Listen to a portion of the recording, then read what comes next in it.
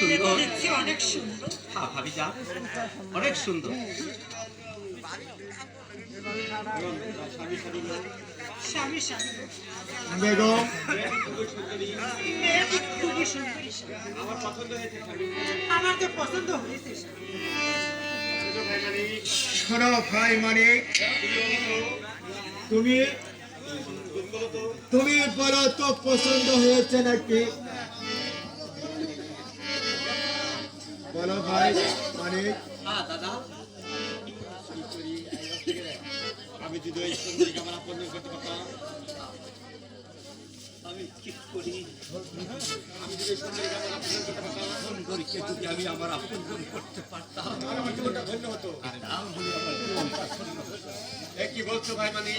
কি বলছো ভাই মানিক? তোমার কথা আমি কিছুই বুঝতে পারছি না। তোমার কথা আমি বুঝতে পারছি না ভাই। দাদা দাদা গো, মেয়েটি খুবই সুন্দরী, মেয়েটি খুবই সুন্দরী, আমার পছন্দ হয়েছে দাদা। আমার অনেক পছন্দ হয়েছে দাদা। ঠিক আছে ভাই মানিক। বেগম জাহানারা, তোমাদের সবারই যদি পছন্দ হয়েছে, আমার আর কোনো অমতের কারণ নেই। বেগম জাহানারা, শুনুন ফিরোজ খান, বলুন জাহাপনা।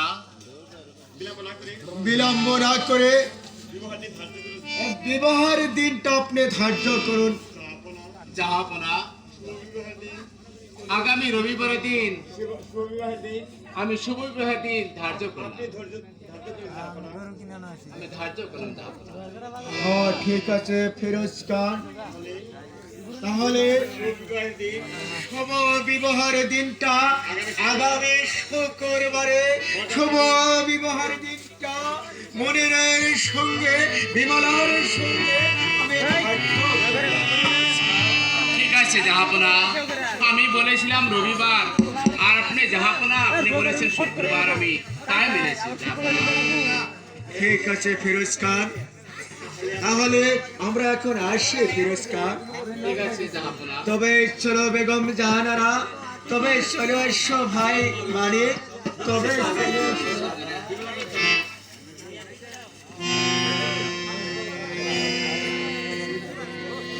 হে খোদা মেহেরবান, আমার একমাত্র মিয়া বিমলা, তাকে আমি দেখে শুনে আমি যে অনেক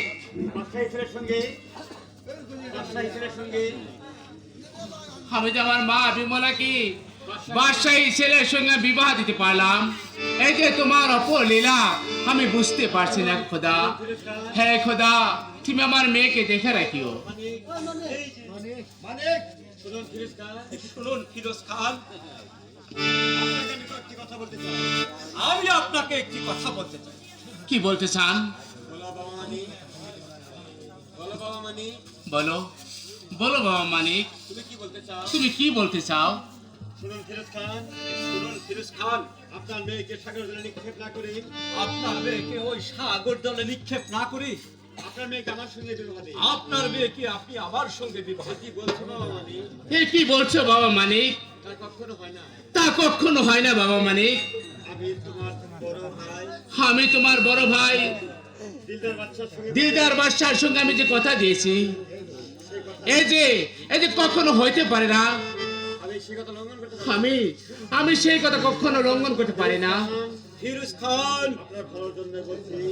আমি আপনার ভালোর জন্যই বলেছি। মনে হয়েছে আমার এক কথা ভালো। এই মনির হয়েছে আমার একমাত্র পদধূলি পাওয়ার যোগ্য। তাই তাই দুদিন পর দুদিন পর হয়তো ধর্মপুরের বাচ্চা হব আমি। ওই কুকুরের বাচ্চাকে আমি, ধর্মপুরের বাচ্চা হব আমি। এই ধর্মপুরের বাচ্চা হব আমি। তাই আপনি বিলম্ব না করে তাই আপনি বিলম্ব না করে আপনার মেয়েকে আমার সঙ্গে বিবাহ দিন। আপনার মেয়েকে আমার সঙ্গে বিবাহ দিন।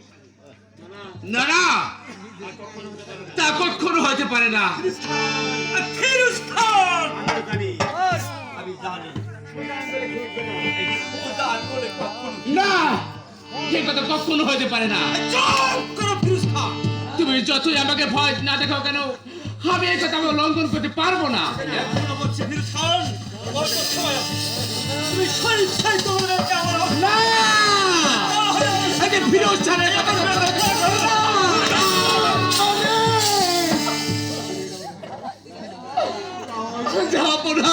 হ্যাঁ তাই সাহেব, আপনি আপনি আমাকে ক্ষমা করে দেন তাই সাহেব। আমার ছোট ভাই মানে সে যে বুঝতে পারে না তাই সাহেব, সে যে বড় অন্যায় করেছে তাই সাহেব। না জাহাপনা, ও কথা বলে আমাকে লজ্জা দিবে না জাহাপনা।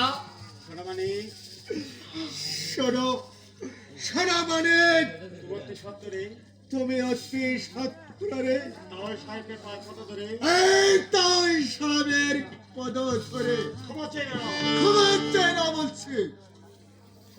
না জাহাপনা,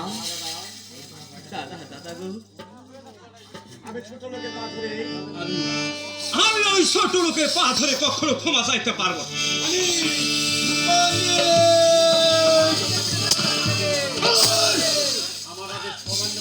আমার আদেশ সামান্য করলে আমি তোকে কিছুতে ক্ষমা করবো না।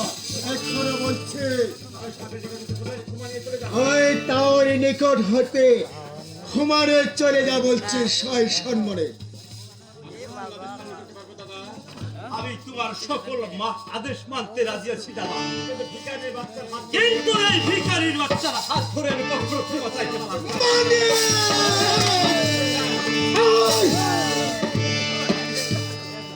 না জাহাপনা, এই কাজ আপনি ঠিক করলেন না। আমি সত্যি তো গরিব মানুষ, আরো হয়েছে বাদশার।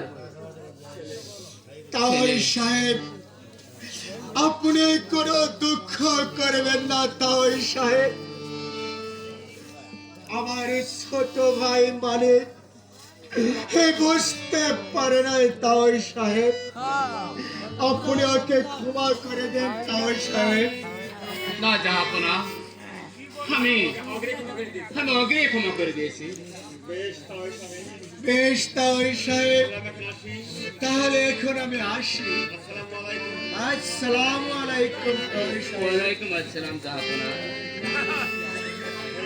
হে খোদা মেহেরবান, আমি